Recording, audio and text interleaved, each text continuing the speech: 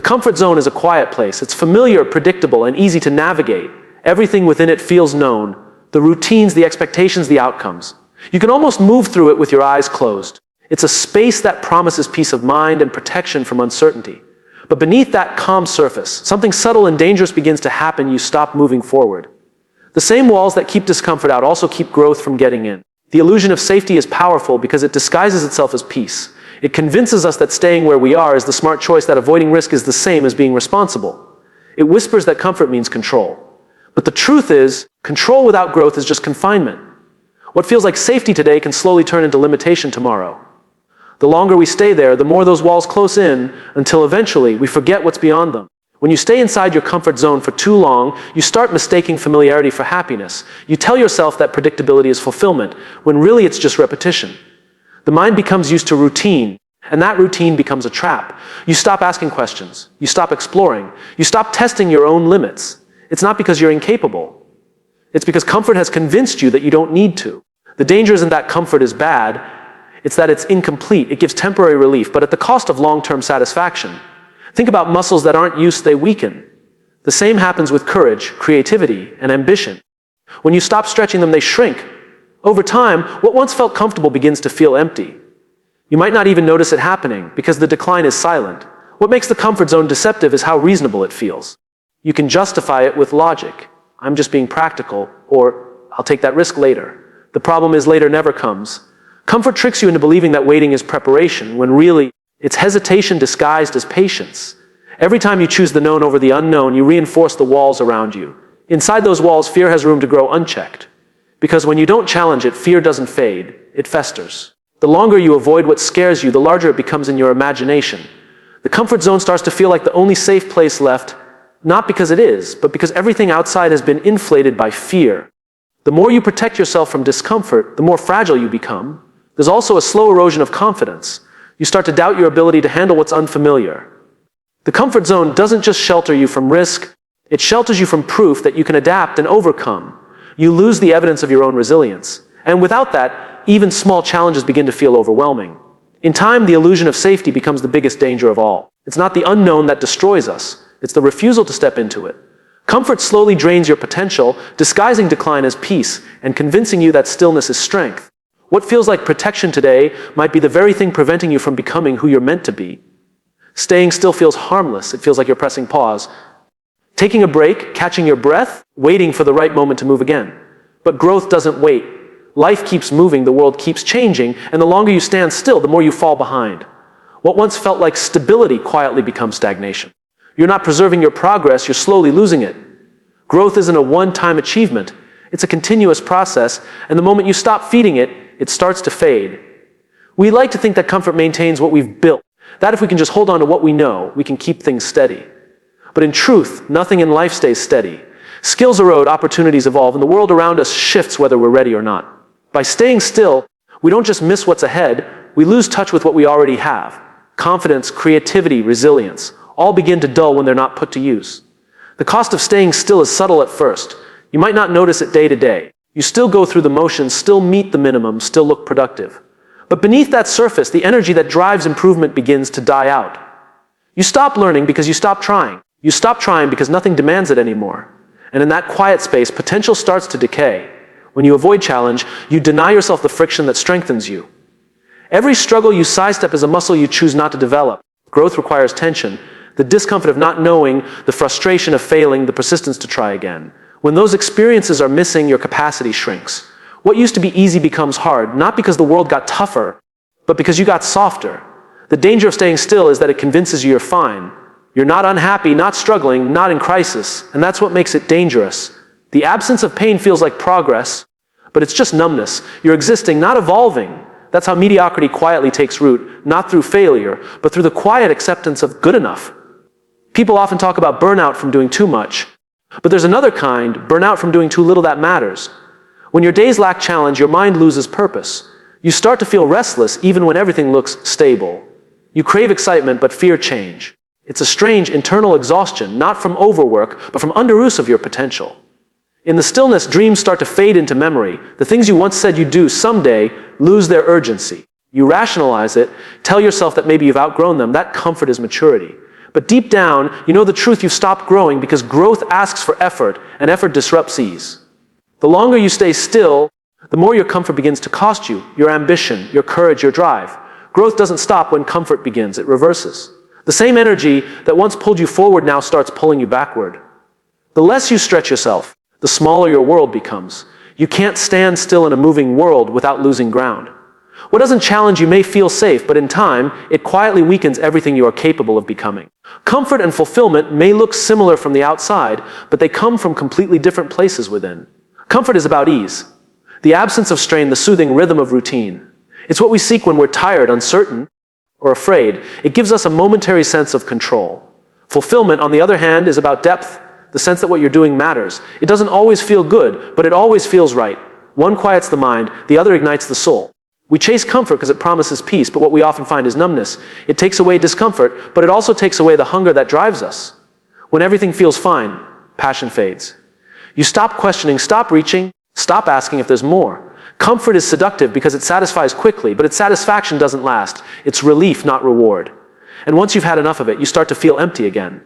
Fulfillment, in contrast, demands more of you. It asks for effort, vulnerability, and sometimes sacrifice. It rarely feels comfortable in the moment because it constantly pushes you beyond what you already know.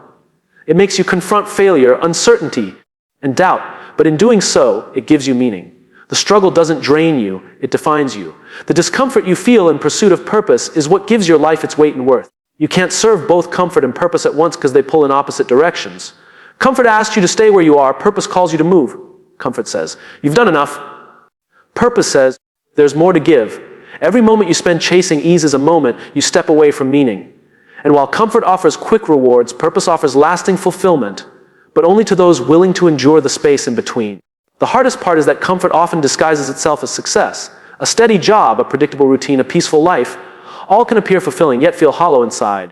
You can have everything you thought you wanted and still feel a quiet ache that something's missing.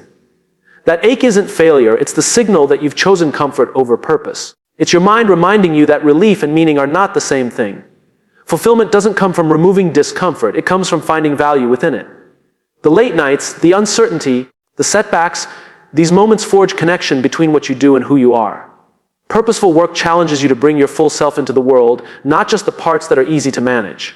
And while that can be exhausting, it's also what makes life feel alive. The truth is, fulfillment often hides behind resistance. The things that scare us most, the conversations we avoid, the risk we postpone, the goals we keep for later, are often the doorways to meaning. But stepping through them requires leaving behind the safety of the known. Comfort will always whisper, stay here where it's easy. But purpose will quietly insist, go there where it matters. You can listen to one, but not both. Comfort makes you feel secure, fulfillment makes you feel significant. Comfort fades the moment the challenge returns. Fulfillment grows stronger the more you pursue it. You can rest in comfort or rise toward meaning, but not simultaneously. One shields you from the storms of life, the other teaches you how to dance in them. Fear has an interesting way of revealing truth. It shows up most clearly in the places where something important is at stake. We often think fear is a warning to stop, a signal that we're in danger. But more often, fear is simply a sign that we've reached the edge of what we know. Beyond that edge lies the unknown, and within the unknown lies growth. When you feel fear, it doesn't always mean you should turn back. Sometimes it means you're standing right where you need to begin. The things that scare us are rarely random. They tend to appear where something meaningful waits to be discovered. The fear of speaking up usually hides the desire to be heard. The fear of failing hides the longing to succeed. The fear of change hides the wish for something better. Fear and purpose often live side by side, and the closer you get to something that truly matters, the louder fear becomes. It's not your enemy, it's your compass pointing toward your potential. The challenge is that fear feels so convincing.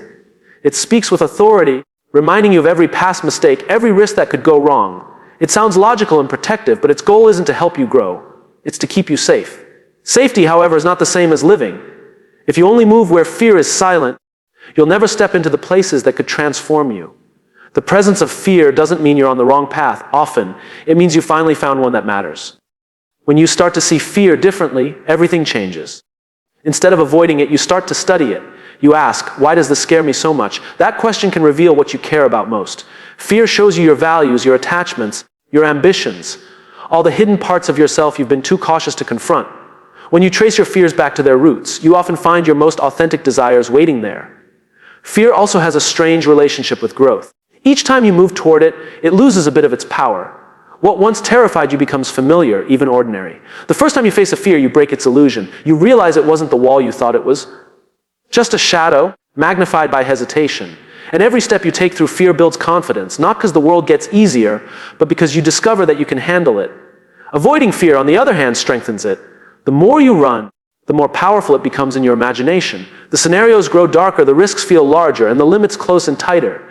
Fear feeds on distance. It grows in the space between where you are and what you avoid. Closing that distance, even with a small act of courage, begins to shrink it. The longer you wait, the harder it becomes, not because fear gets stronger, but because your belief in yourself weakens. The people who seem fearless aren't without fear. They've just learned to interpret it differently. They've trained themselves to see fear as a signal of direction rather than danger. Each time fear appears, they ask, what might I gain by walking through this? That mindset doesn't eliminate fear, but it transforms it from a barrier into a guide. Courage isn't the absence of fear, it's the decision to move with it, to use it as fuel instead of letting it freeze you in place. If you start treating fear as a compass, your choices begin to change. Instead of chasing what's easy, you chase what matters. Instead of waiting for confidence, you build it by confronting uncertainty. Fear will always be there, but so will possibility. And if you listen closely, fear doesn't just tell you what to avoid, it tells you exactly where to go next. Growth is often imagined as a dramatic leap, a bold decision, a life-changing risk, a moment that shifts everything at once. But more often, real change happens quietly. It's the small, consistent steps that slowly build strength, confidence, and clarity. Leaving your comfort zone doesn't always mean diving into the unknown headfirst. Sometimes it's as simple as showing up when you'd rather not, speaking when it's easier to stay silent, or trying again when you've already failed.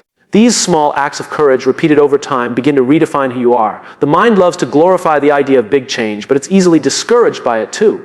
Huge leaps trigger fear, resistance, and self-doubt. The mountain looks too high to climb, so we don't even start. But when you break it down into steps, tangible, manageable actions, the impossible starts to feel possible. You don't have to become fearless to grow. You just have to be slightly braver than your excuses, one small moment at a time. Each small step is a conversation between who you are and who you want to become.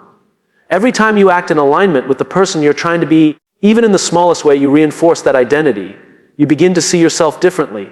Not as someone who only dreams, but as someone who does.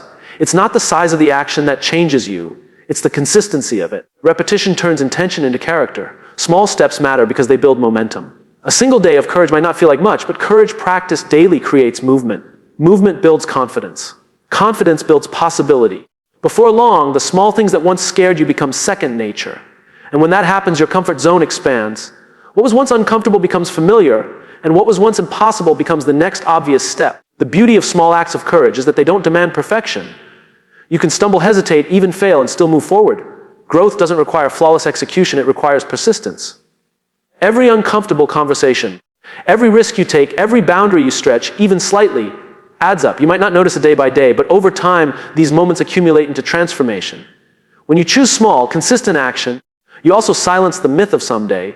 You stop waiting for the right time, the perfect plan, or the feeling of readiness. Progress stops being a future event and becomes a daily habit. Each step, no matter how minor, shifts the direction of your life by degrees. And over time, those degrees become distance, the kind that separates who you were from who you're becoming. Taking small steps also builds trust with yourself. Every time you follow through, even in a small way, you prove to yourself that you can. That proof compounds. It makes you more willing to take the next step and the next until momentum replaces fear. Trust isn't built in leaps. It's built in repetitions of courage, in keeping small promises to yourself that eventually turn into big change. It's easy to overlook the quiet progress that comes from small steps because it doesn't announce itself. There's no applause, no defining moment, no instant transformation. But one day you look back and realize you've crossed a distance you didn't think you could. The journey out of your comfort zone rarely happens in one grand leap. It happens in 1,000 small ones, taken by a person who chooses courage, just a little bit every single day. Discomfort is often misunderstood. We're taught to see it as a sign that something's wrong, that we should pull back, stop, or retreat to safety. But discomfort isn't always a warning. Sometimes it's a message. It's your body and mind signaling that you've stepped into unfamiliar territory, that you're stretching beyond what's easy or automatic. Growth and discomfort live in the same space, and you can't have one without the other. When you feel that tension, it's not punishment, it's progress in motion. Every meaningful change begins with unease. Whether you're learning a new skill, starting a conversation you've been avoiding, or taking a step towards something uncertain, discomfort shows up first. It's the resistance you feel when your comfort zone starts to expand. The mind tries to convince you that this sensation means stop. But in truth, it means keep going. The discomfort you feel is proof that you're pushing your limits, and limits don't stretch without a little friction. Think about how muscles grow. They strengthen through stress, small tears that rebuild stronger each time they heal. Growth of any kind works the same way. The stress of learning, adapting, and stretching beyond what's familiar may feel painful in the moment, but it's shaping you into something stronger. Avoiding discomfort is like avoiding exercise. You might feel relaxed for now, but you lose the strength that only effort can create. Discomfort is also a teacher. It highlights where you're inexperienced, unprepared, or uncertain, not to shame you, but to show you where to focus next. It reveals your weaknesses so you can strengthen them. It exposes fears so you can face them. When you begin to see discomfort as feedback rather than failure, it becomes one of the most valuable tools for personal growth. You stop fearing it and start listening to it. What's easy rarely changes you. Comfort keeps you where you are, but discomfort invites you to become something more. It strips away the illusion of control and forces you to adapt. It challenges your assumptions, tests your patience, and builds your resilience. Each time you stay in the discomfort a little longer instead of running from it, you grow tougher, wiser, and more capable of handling what comes next. The reason discomfort feels so intense is because it threatens your identity. It challenges the version of yourself that's used to knowing, succeeding, or feeling secure. Growth requires you to step into moments where you don't have all the answers. It's vulnerable and disorienting, but that's how transformation begins. You can't become someone new while clinging to the ease of who you've always been. Discomfort is the space where that shift takes place. If you avoid discomfort, you also avoid expansion. You stay within the walls of what's familiar, repeating the same patterns and calling it stability. But stability without challenge is stagnation. The very discomfort you resist holds the key to the progress you crave. It's life's way of pushing you to evolve, to keep exploring what you're capable of. The tension you feel isn't a barrier. It's the bridge between your current self and your potential self. Learning to sit with discomfort is one of the greatest skills you can develop. It doesn't mean you have to enjoy it. It means you learn to recognize it for what it is, evidence that you're moving forward. Discomfort doesn't always feel good, but it always means something is happening beneath the surface. Each time you choose to lean into it rather than escape it, you're expanding your limits and stepping closer to the person you're meant to become. Comfort has a quiet, persuasive voice. It tells you that you've earned a break, that you've done enough, that it's okay to slow down. And while there's truth in rest, comfort doesn't just offer rest, it offers retreat. It lulls you into a state of quiet contentment where progress feels optional. The longer you stay there, the softer your ambition becomes. You stop chasing possibilities not because they're impossible, but because you no longer feel the need to try. Comfort becomes less of a reward and more of a routine, and once that happens, it starts to take control. The seduction of comfort lies in how reasonable it feels. It never demands confrontation. It doesn't challenge you or provoke you, it simply invites you to stay. It disguises stagnation as stability, convincing you that maintaining the familiar is the same as building a life. You tell yourself you're being wise, responsible, even mature, when in reality, you're settling. You've traded growth for predictability, and predictability for safety, without realizing that safety comes with a cost. Over time, comfort becomes a lens that narrows your imagination. You stop dreaming of what could be because the distance between where you are and where you want to be feels too great. Your goals start to shrink to fit your environment. You begin to think smaller, plan safer, and expect less from yourself. The edges of possibility blur, not because they've disappeared, but because you've stopped looking for them. Comfort slowly erases the appetite for change. The most dangerous part of comfort is its subtlety. It doesn't destroy you all at once. It erodes you quietly. Each day of avoiding discomfort adds another layer of resistance to growth. You start to forget what it feels like to take risks, to feel alive in uncertainty, to experience the rush of progress. One day you realize that the fear of discomfort has replaced the excitement of possibility. That's how dreams fade, not through failure, but through quiet neglect. Comfort also reshapes your identity. The more you live within its boundaries, the more you define yourself by them. You start to believe that this is who you are. Someone who prefers ease over challenge, someone who avoids rather than pursues. It's not that your potential has vanished, it's that it's been buried under layers of complacency. The longer you stay there, the harder it becomes to recognize the version of yourself who once wanted more. The seduction of comfort is especially strong because it rewards you immediately. It gives you peace today and asks nothing in return, at least not right away. The price comes later when the comfort you built begins to feel like confinement. The same walls that once protected you start to close in. The security that once felt stable begins to feel suffocating. That's when you realize that what once felt like a home has quietly become a cage. Dreams don't die from lack of opportunity, they die from lack of pursuit. Every time you choose what's easy over what's meaningful, you weaken your connection to your own potential. Comfort asks for small compromises. To play it safe this time, to wait until next time, to settle for good enough. Each one feels insignificant, but together they create a pattern of stillness that's hard to escape. Comfort doesn't kill dreams in one blow, it starves them slowly. The longer you remain in comfort, the more distant possibility feels. You stop believing that growth is necessary or even available to you. The imagination that once fueled your ambition starts to dim. What was once a dream becomes a memory, and what was once passion becomes nostalgia. Comfort doesn't just keep you still, it convinces you that stillness is happiness, until one day you look back and realize how much of yourself was lost to the ease of staying where it felt safe. Success is one of the most misunderstood ideas in our culture. We grow up being told that success means reaching a place of comfort, financial stability, recognition, and a sense of control. We imagine it as a destination, a point where struggle ends and peace begins. But real success isn't about reaching ease, it's about how you grow through the process. It's not measured by how comfortable you become, but by how deeply you engage with the discomfort that growth demands. True success lies in the moments of uncertainty, in the decisions that scare you, the risks that test you, and the failures that reshape you. It's found in your willingness to keep learning when it would be easier to pretend you already know. The people who thrive the most aren't the ones who avoid mistakes, but the ones who use every mistake as information. They understand that mastery isn't the absence of failure, but the persistence to rise after it. The pursuit of success often begins with ambition, but it only sustains itself through resilience. When the path gets unclear, most people retreat into what's familiar. The ones who redefine success move forward anyway. They understand that uncertainty isn't a sign of being lost, it's proof that they're exploring new ground. Risk becomes a tool for discovery, not something to fear. Each step into the unknown becomes a step toward understanding who they truly are. Learning is the backbone of lasting success. It's not about knowing everything. It's about staying curious enough to keep growing. Those who succeed on a deeper level never assume they've arrived. They remain students even at the top of their game. They question, they adapt, they evolve. Success for them isn't static, it's alive, constantly reshaped by experience, humility, and the courage to start again when necessary. There's also a misconception that success brings certainty, when in reality it often brings new levels of uncertainty. The higher you climb, the more visible your decisions become, and the more you have to lose. But that's where true leadership and authenticity emerge, not in comfort, but in risk. It's in standing firm when the outcome is unclear, in trusting your principles when results haven't caught up yet. Real success isn't about avoiding fear, it's about walking alongside it with conviction. The kind of success that lasts isn't driven by applause or validation. It's driven by alignment, by doing work that reflects your values and stretches your capabilities. External success might bring recognition, but internal success brings peace. The paradox is that peace doesn't come from ease, it comes from knowing you gave your all, that you grew through uncertainty rather than hiding from it.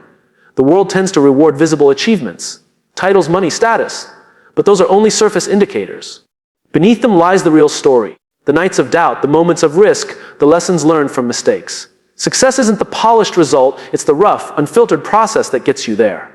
When you start to value that process more than the outcome, you free yourself from the illusion that success is something you can finally reach. To redefine success is to understand that it's not a finish line, it's a direction. It's built in the tension between what's known and what's possible. It demands risk, invites discomfort, and rewards those who are relentless in their learning. The most fulfilled people aren't the ones who find success quickly, but the ones who build it slowly, courageously, through uncertainty and change, one imperfect step at a time.